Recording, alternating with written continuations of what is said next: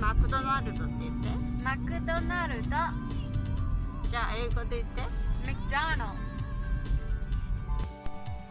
Salamat. Hello.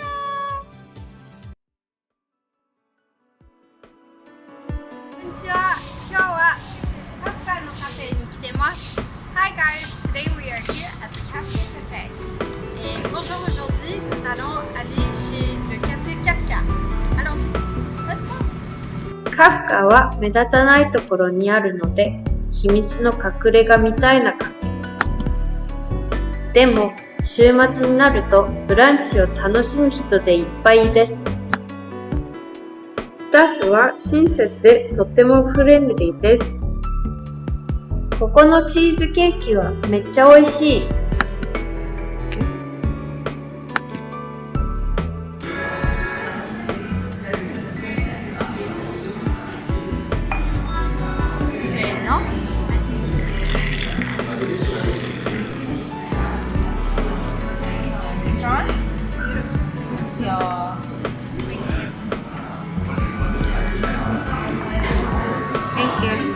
これは何？これはポメグラネットアボカドトースト。This is the pomegranate and avocado toast with lemon, ginger and honey drink.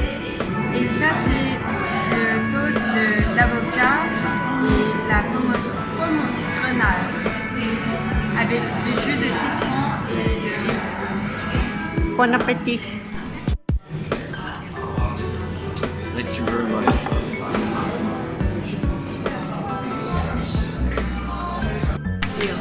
Et c'est quoi ça? Ça c'est du citron, du limon et du miel. C'est quoi? C'est un jus avec du citron, miel et... Ben, c'est bon, mais est-ce que c'est délicieux?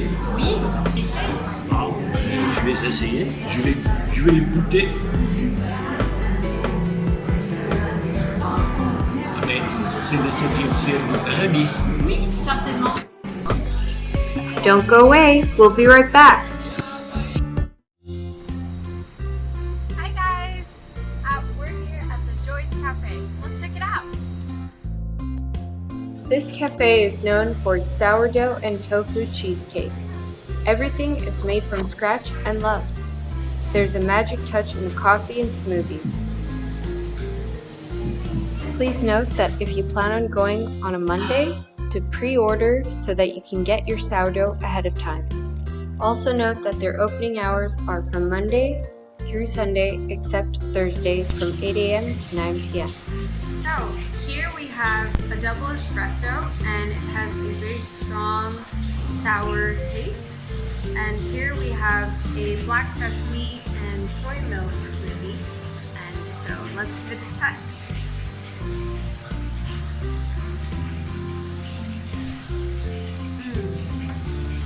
Taste that sourness coming through, but it's not overpowering. Let's taste it.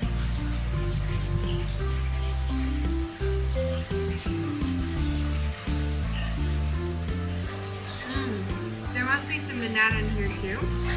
The black sesame is nice. The soy milk is there. So it's a nice alternative to milk, and in case you're lactose intolerant. So these are really nice drinks that you have here at the Sourdough Bakery.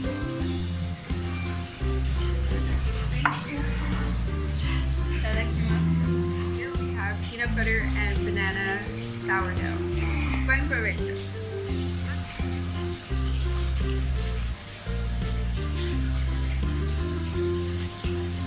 Crunchy and soft. 側がカリカリで、中側はもちもちで、ちょっと酸っぱい味があります。So I like Joyce sourdough because the ambiance is very relaxing, peaceful, and hey guys, my mom pre-ordered some purple sweet potato with raisin sourdough. So here it is for $10.40, and I'm going to show you what it looks like.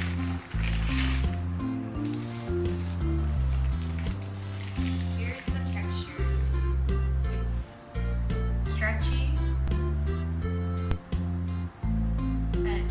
Soury, and it's got a very vibrant purple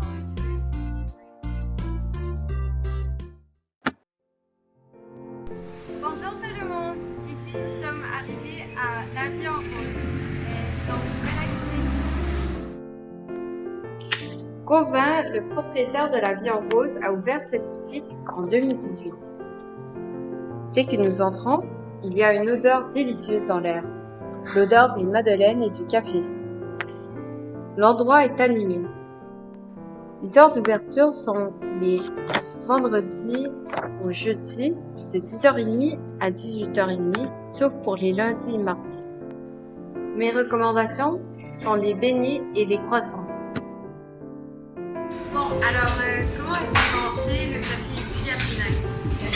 La première fois qu'on a réfléchi à un café, c'était encore en 2018. C'était avec ma femme. Ma femme, elle la pâtissière, et elle avait l'habitude d'avoir un petit business en ligne où elle vendait des madeleines sur Instagram, qui est devenu très très populaire. Et son vrai rêve d'enfance, c'était d'ouvrir une pâtisserie, une boutique physique pour les clients. Et après m'avoir rencontré, on a essayé d'accomplir ça. C'était un peu un projet sur un coup de tête, comme on dit en français. Ça s'est déroulé en presque 2 mois en fait. Elle avait quelque chose qui était très populaire déjà, mais elle avait un peu toujours le même quotidien. Elle voulait changer un petit peu. Donc il était qu'on devait réaliser son rêve. Donc on est venu ici à Penang qui est connu pour être un site assez touristique, mais qui n'avait pas une vraie offre en termes de nourriture à l'époque. Ça manquait beaucoup d'options. Amener la cuisine française ici à Penang. Pour exemple, à l'époque en 2018, c'était il y a seulement 4 ans, il n'y avait qu'une pâtisserie à Georgetown. Aujourd'hui, 3 ans plus tard, donc nous on était à la deuxième, 3 ans plus tard on est presque 25 pâtisseries. C'est vraiment incroyable, il y a un boom ici d'arriver. Je crois que Penang est vraiment vous êtes tous passionné. les deux de la France? Non, elle est de Penang. Ok, d'accord. Elle a fait un court séjour à Caen pendant peut-être 2 ans, son affaire. Et ensuite elle est revenue ici pour sa famille. Sa famille a beaucoup aidé à installer le magasin, faire la rénovation et tout ça. Ça s'est déroulé très très vite. Oh, c'est happily ever after, on va dire. Ouais. Super. Et, mais alors, bien qu'elle vienne de